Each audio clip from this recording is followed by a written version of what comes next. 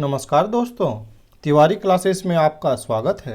आज के इस वीडियो में इग्नू के एमएचडी प्रोग्राम के सब्जेक्ट एमएचडी 9 कहानी, स्वरूप और विकास, इसी का इकाई 4 हिंदी कहानी का उद्भव, इसको आज देख लेंगे। अगर सिलेबस की बात किया जाए तो इस इकाई से जो महत्वपूर्ण टॉपिक है उसको पहले समझ लेते हैं कि क्या क्या टॉपिक्स हमको इसमें पढ़ना है, जिससे कि प्रश्न एग्जाम में पूछे जाते हैं। मध्यकाल में कथा लेखन की परंपरा और विकास, वैसे ही हिंदी कहानी के उद्भव के कारण या परिस्थितियां, ये बहुत इम्पॉर्टेंट टॉपिक है, इससे प्रश्न पूछा ही जाता है। वैसे ही हिंदी कहानी के उद्भव में गद्य के विकास की भूमिका, हिंदी गद्य और उसके विकास में पाठक वर्ग की भूमिका, तो ये पाठक वर्ग ये भी बहुत इम्पॉर्टेंट टॉपिक है। वैसे ही हिंदी गद्य के विकास में मुद्रण यंत्र की भूमिका, पाठक वर्ग के विकास में शिक्षा की भूमिका, अदालती भाषा के रूप में हिंदी समाचार पत्र और पाठक वर्ग, ठीक है। वैसे ही 19वीं शताब्दी में हिंदी कथा पुस्तकों का प्रकाशन और अंत में कहानी के विकास में पत्र पत्रिकाओं की भूमिका, ठीक है। अब एक एक करके सबको समझ लेते हैं। तो पहले देख लेंगे मध्यकाल में कथा लेखन की परंपरा या गद्य कथा का विकास। साथ ही अगर आप एमएचडी प्रोग्राम के स्टूडेंट हैं तो आपको ये चैनल ज़रूर सब्सक्राइब कर लेना चाहिए, क्योंकि इस चैनल में इग्नू रिलेटेड वीडियोस लगातार अपलोड की जाती है। तो चलिए देख लेते हैं इस इकाई को। बाणभट्ट की कादंबरी तथा हर्षचरित ना, इन रचनाओं के बारे में इकाई 1 में और 2 में भी चर्चा किया जा चुका है, ठीक है। तो जैसी प्रमुख रचनाओं ने संस्कृत गद्य कथा को एक नया तथा समृद्ध रूप दिया, ठीक है। माने जो कथा लेखन का परंपरा है वो मुख्य रूप से यहीं से स्टार्ट होता है, ठीक है। और इसके पश्चात दंडी ने अपनी रचना 10 कुमार चरित के माध्यम से इस परंपरा को अत्यंत समृद्ध किया। परंतु कादंबरी के बाद से कथा रचना की ये परंपरा आगे विकसित नहीं हो सकी। 10वीं सदी में धनपाल ने तिलक मंजरी नामक रचना की, है ना। ये कादंबरी के तर्ज पर ही इसकी रचना की गई, ठीक है। लेकिन कादंबरी की समृद्ध परंपरा को जीवित रखने का प्रयत्न करने के बाद भी ये सफल नहीं हो सका। ये भी एक कारण है कि उसी समय क्या हो रहा था कि इसे जो संस्कृत है तो राज्याश्रय नहीं मिल रहा था, ठीक है। अर्थात पहले जो संस्कृत क्या था उसको राज्याश्रय मिला हुआ था, है ना। अब धीरे धीरे उसको वो भी मिलना बंद हो गया, ठीक है। कुछ कुछ जहाँ जहाँ हिंदू राजा थे तो वो संस्कृत को क्या दे रहे थे, अपना राज्याश्रय दे रहे थे, और अधिकतर जगह से क्या हो जा रहा था, संस्कृत को राज्याश्रय मिल नहीं रहा था। तो ऐसे में संस्कृत में कथा लिखने का जो परंपरा है वो बहुत बाधित हुआ, है ना। और 10वीं शताब्दी के बाद संस्कृत भाषा तथा साहित्य को राज्याश्रय प्रदान करने वाले अधिकांश हिंदू राज्य भी लगभग समाप्त हो गए, है ना। उसी समय क्या है, मुस्लिम साम्राज्य का स्थापना हो गया। इस कारण संस्कृत काव्य की परंपरा बहुत अधिक कमज़ोर हो गई और संस्कृत के बाद फारसी दरबारी भाषा होने के कारण काव्य रचना का भी माध्यम बनी, ठीक है। अर्थात पहले जो कथाएं संस्कृत में लिखी जाती थी अब ये फारसी भाषा में लिखी जाने लगी, ठीक है।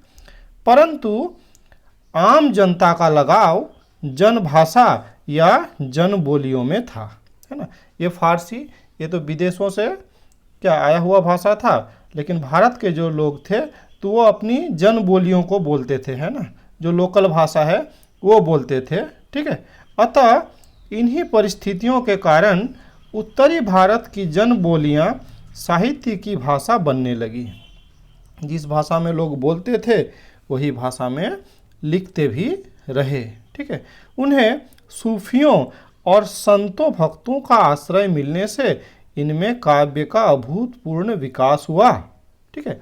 सूफी संत आप जानते हैं क्या कि मुस्लिम का ही एक उदारवादी शाखा है ना, जो हिंदू मुस्लिम समन्वय पर बात करता है। तो उन्होंने लिखा फिर जो भक्ति काल में भक्ति संतों ने लिखा, ठीक है। तो इन जन भाषाओं में लिखने के कारण इन भाषाओं का अभूतपूर्व विकास हुआ। हालांकि इस विकास के मूल में उत्तर भारत की जनता का लोकाश्रय मिलना था, परंतु गद्य के विकास के लिए राज्याश्रय की भी अत्यधिक आवश्यकता होती है, जिससे ये जनभाषाएं मुख्यतः 750 वर्ष तक दूर रही। नहीं, अर्थात जन के बीच, लोगों के बीच ये प्रसिद्ध था, लेकिन राज्याश्रय नहीं मिल रहा था, इसीलिए बहुत दिन तक इसको क्या करना पड़ा, इंतजार करना पड़ा। ठीक है। आगे ब्रजभाषा और खड़ी बोली में योग वशिष्ठ, ठीक है, बेताल पंचविंशति, सिंहासन द्वा त्रिंशतिका आदि संस्कृत गद्य पुस्तकों का 18वीं शताब्दी में रूपांतर तथा लोक प्रचार बहुत अधिक होने पर भी कोई मौलिक गद्य कथा पुस्तक ब्रजभाषा या हिंदी या किसी दूसरी भाषा में नहीं लिखी गई। ठीक है। तो ये जो पुस्तकों का बात हुआ, इसका रूपांतरण किया गया, ट्रांसलेशन किया गया, लेकिन ज़्यादा सफल नहीं हुआ ये भी प्रयोग, है ना।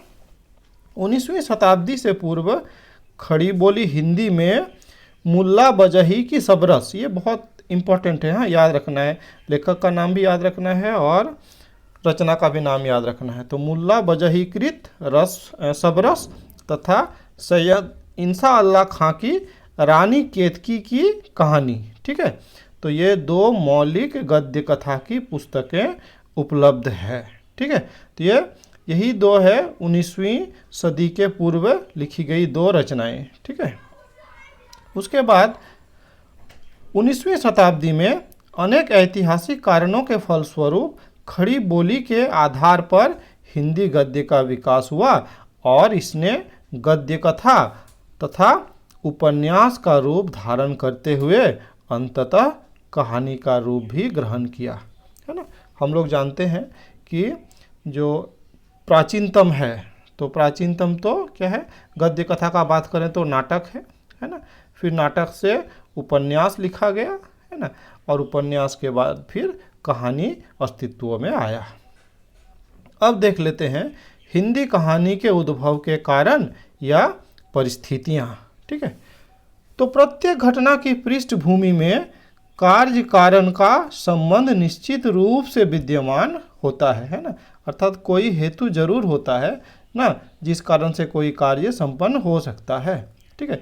इसलिए 20वीं सदी के प्रथम दशक में कहानी विधा का जो विकास और उद्भव हुआ, वो लगभग 50 वर्षों पूर्व उत्पन्न परिस्थितियों का ही व्यापक परिणाम था, जो कि पहले उपन्यास तथा बाद में कहानी के विकास का मुख्य कारण बनकर उभरी थी।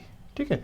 अर्थात 20वीं सदी के प्रथम दशक में कहानी बहुत प्रसिद्ध हुआ, लेकिन उससे पहले 50 वर्षों से इसके लिए परिस्थितियां तैयार हो रही थी, है ना, पृष्ठभूमि तैयार हो रही थी, है ना। उपन्यास तथा कहानी के विकास तथा उद्भव की इन परिस्थितियों के लिए हिंदी गद्य पाठक वर्ग, ठीक है, महत्वपूर्ण है।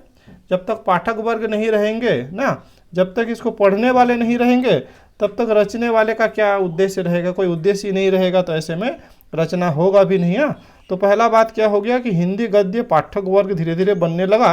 वैसे ही मुद्रण तकनीक का आगमन, अर्थात क्या है, प्रिंटिंग, है ना। पहले प्रिंट नहीं होता था, नहीं, हस्तलिखित पुस्तकें होती थी, तो काफ़ी टाइम टेकिंग होता था, है ना। अब जैसे ही क्या आ गया, प्रिंटिंग प्रेस आ गया, तो क्या हुआ, इससे भी आसान हुआ। साथ ही शिक्षा का प्रसार, ठीक है, अदालतों में हिंदी भाषा के प्रयोग, तो क्या हो गया, पहले तो संस्कृत का प्रयोग होता था ना, बाद में जब क्या है मुस्लिम शासक आ गए, तो उस समय उर्दू और फारसी को ही क्या था, राज्याश्रय प्राप्त था। अर्थात अदालतों में भी वही भाषाओं का क्या होता था, प्रयोग होता था। अब क्या है, इस समय अब अदालतों में भी हिंदी भाषा का प्रयोग होने लगा, समाचार पत्रों का भी विकास होने लगा, तिलस्मी तथा जासूसी कथा पुस्तकों का प्रकाशन होने लगा, और समकालीन आर्थिक स्थितियों ने महत्वपूर्ण तथा विशिष्ट भूमिका का निर्वाह किया। ठीक है। तो यही सब परिस्थितियाँ या फिर यही सब कारण है जो हिंदी के विकास को मदद किया या उसका मार्ग को प्रशस्त किया, है ना। हिंदी में साहित्यिक पत्रिकाओं के आरंभ तथा बंगला में छोटो गल्प नहीं छोटी कहानी, है ना, के उदय तथा सरस्वती जैसी पत्रिकाओं के प्रकाशन ने भी हिंदी कहानी के उदय तथा विकास को तीव्रता प्रदान की। अब देख लेते हैं हिंदी कहानी के उद्भव में गद्य के विकास की भूमिका, है ना। हिंदी कथा साहित्य के उद्भव में हिंदी गद्य की विधाओं के विकास की अत्यंत महत्वपूर्ण भूमिका है। मध्यकाल में हिंदी गद्य का विकास लगभग रुका रहा, है ना, क्योंकि हिंदी राज्याश्रय से वंचित हो गई थी और मध्यकाल में मुद्रण यंत्र का भी प्रचलन नहीं था, ठीक है। अर्थात जो परिस्थितियां बाद में बनी, है ना, 20वीं सदी के प्रथम दशक में बनी, वो क्या था, मध्यकाल में उपलब्ध नहीं था। कहानी, जिसे प्राय अंग्रेजी में क्या शॉर्ट स्टोरी के नाम से जाना जाता है, साहित्य की प्रमुख विधाओं में सबसे आधुनिक है।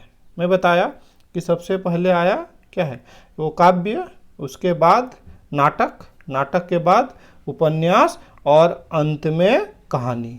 और वो भी कहानी पहले यूरोप में आया शॉर्ट स्टोरी के नाम से, उसके बाद बंगाल में आया ना छोटो गल्पों के नाम से, और उसके बाद वहाँ से जाके फिर हिंदी में आया आख्यायिका के नाम से, और आख्यायिका का नाम ही बदलकर कहानी हुआ, ठीक है।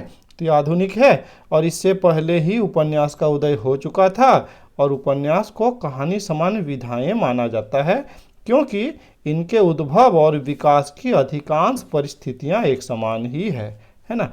अर्थात जैसे प्रिंटिंग प्रेस का बात करें तो दोनों के लिए आवश्यक है, पाठक वर्ग दोनों के लिए आवश्यक है, शिक्षा का प्रसार दोनों के लिए आवश्यक है ना। तो इस तरह से अगर देखा जाए तो अधिकतर परिस्थितियां दोनों के लिए एक समान ही है।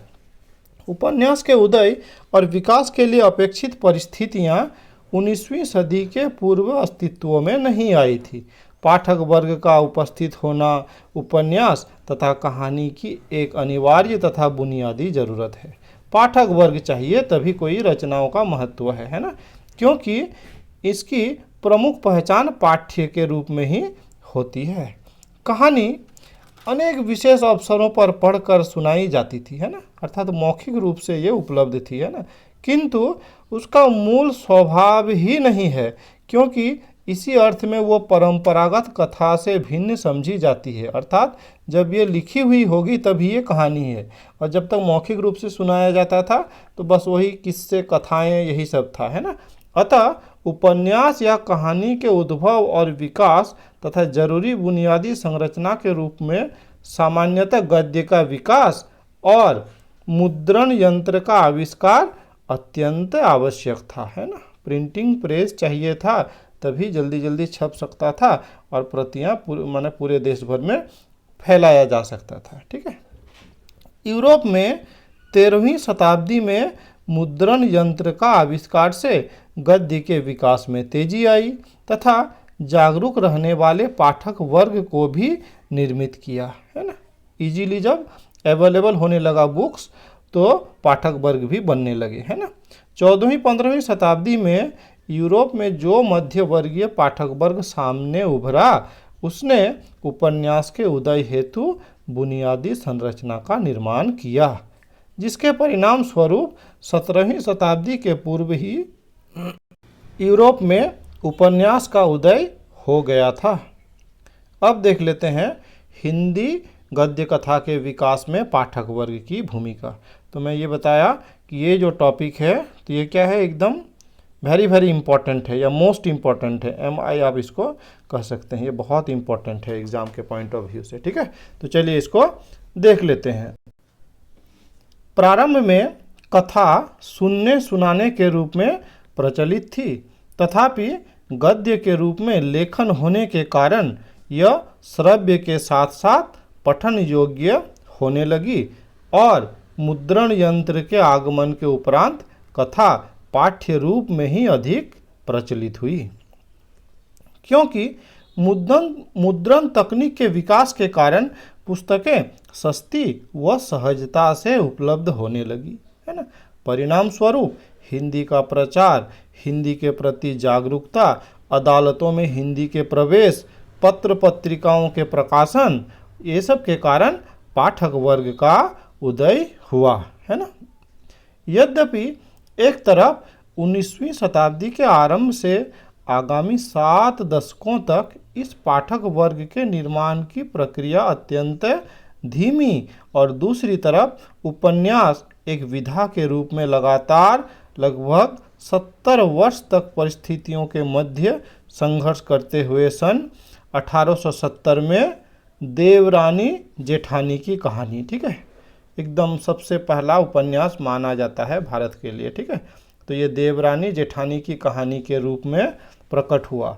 अर्थात क्या है कि प्रिंटिंग प्रेस आ जाने के बाद भी बहुत दिन तक संघर्ष करना पड़ा, जब तक एक बड़ा पाठक वर्ग नहीं बन गया, है ना। जब लोग पढ़ने लगे तब जाके ये प्रसिद्ध हुआ, है ना। तो पहला क्या है, देवरानी जेठानी की कहानी, ये नाम भी याद रखना है। कहानी को भी लेखक के प्रारंभ से पूर्व बंगला में छोटो गल्प के नाम से जाना गया, है ना। अर्थात हिंदी में लेखन के प्रारंभ से पूर्व ही बंगला में ये लिखा गया, जो कि अंग्रेजी की शॉर्ट स्टोरी का रूपांतरण था तथा हिंदी में जिसे पहले आख्यायिका के नाम से तथा बाद में कहानी पद के रूप में स्वीकृत किया गया। कथा के उपन्यास या कहानी रूप में परिवर्तन हेतु गद्य कथा का लिखित रूप में होना अनिवार्य है।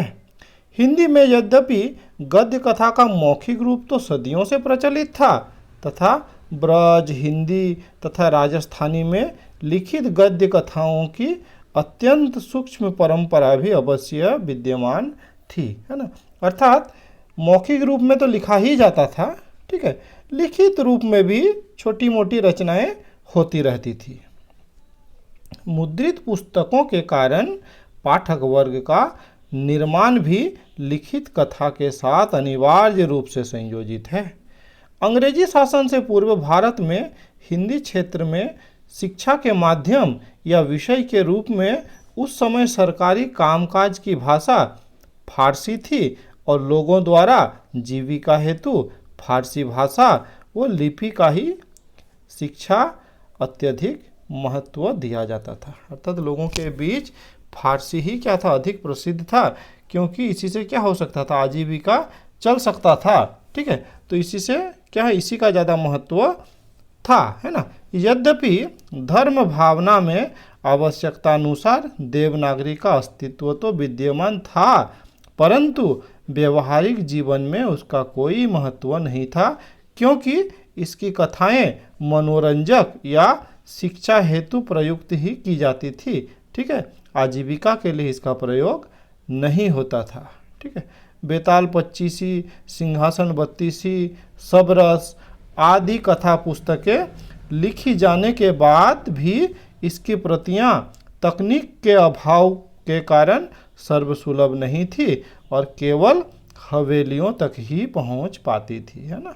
अर्थात प्रिंटिंग प्रेस आने के बाद से ही ये सुलभ हो सका सभी लोगों तक। अब देख लेते हैं इस वीडियो का अंतिम टॉपिक, है ना, हिंदी गद्य के विकास में मुद्रण यंत्र की भूमिका, है ना।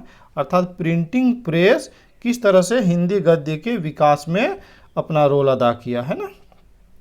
18वीं सदी के मध्य बाइबिल का हिंदी अनुवाद प्रकाशित होने पर भी हिंदी में पुस्तकों का मुद्रण का प्रारंभ 19वीं शताब्दी के प्रथम दशक में फोर्ट विलियम कॉलेज की स्थापना तथा हिंदी और हिंदुस्तानी में शिक्षा देने के उद्देश्य की पूर्ति हेतु प्राथमिक स्तर पर पाठ्य पुस्तक के लिए उपयोगी ज्ञान पुस्तकों को उपलब्ध कराने हेतु स्कूल बुक सोसाइटी की स्थापना से माना जाता है। अर्थात क्या हो गया कि जब फोर्ट विलियम कॉलेज में जब ये लगा कि हिंदी और हिंदुस्तानी, ठीक है, इसका शिक्षा देने का ज़रूरत है, तो इस ज़रूरत को पूरा करने के लिए क्या हो गया कि इसको छापा गया, ठीक है। फोर्ट विलियम कॉलेज तथा स्कूल ऑफ सोसाइटी के लिए प्रकाशित होने वाली पुस्तकों से नागरी मुद्रण को अत्यधिक प्रोत्साहन तथा प्रसार को बल मिला।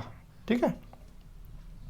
सन 1832 में बनारस टकसाल प्रेस महत्वपूर्ण है। ठीक है। साथ ही कानपुर लिथो प्रेस से रामचरितमानस के प्रकाशन से हिंदी के प्रचार प्रसार को अत्यधिक बल मिला। जब रामचरितमानस का प्रकाशन हो गया तब बल मिला। आप सभी जानते हैं ये रामचरितमानस पूरे उत्तर भारत में क्या है, एकदम पूजे जाते हैं लोग ना, इस ग्रंथ को पूजा करते हैं, तो बहुत प्रसिद्ध ग्रंथ है। तो बस इसका जब प्रिंट हुआ उसके बाद से ही क्या हो गया, ये प्रिंटिंग का कार्य बहुत प्रसिद्ध हुआ है ना। 1850 ईस्वी के पश्चात हिंदुओं की ओर से और भी धर्म प्रचार आंदोलन के फलस्वरूप भी नागरी मुद्रण को अत्यधिक प्रोत्साहन मिला। ठीक है।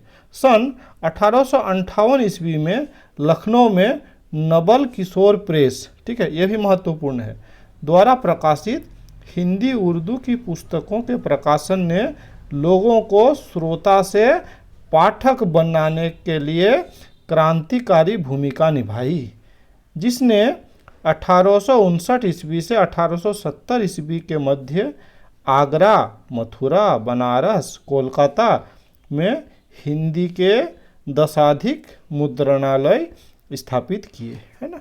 अर्थात 10 क्या है, प्रिंटिंग प्रेस स्थापित किए गए। तो इस तरह से प्रिंटिंग प्रेस के आ जाने से पाठक वर्ग का भी निर्माण हुआ। ठीक है। कहानी, उपन्यास, ये सब का प्रचार प्रसार में भी बल मिला। ठीक है। तो इस प्रकार आज के इस वीडियो में इतना ही। इसी इकाई का जो पाठ बच गया है बहुत जल्द उस पाठ का भी वीडियो लेकर आएंगे। इस वीडियो में मेरे साथ बने रहने के लिए बहुत बहुत धन्यवाद।